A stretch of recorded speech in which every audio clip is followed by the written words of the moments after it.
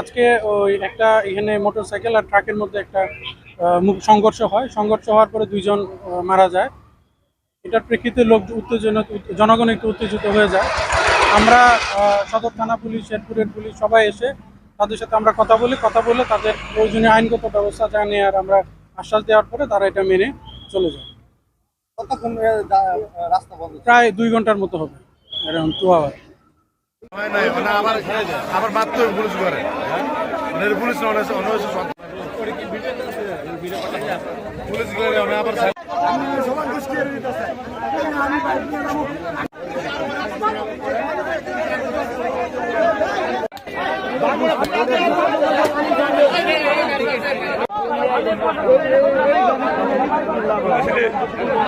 police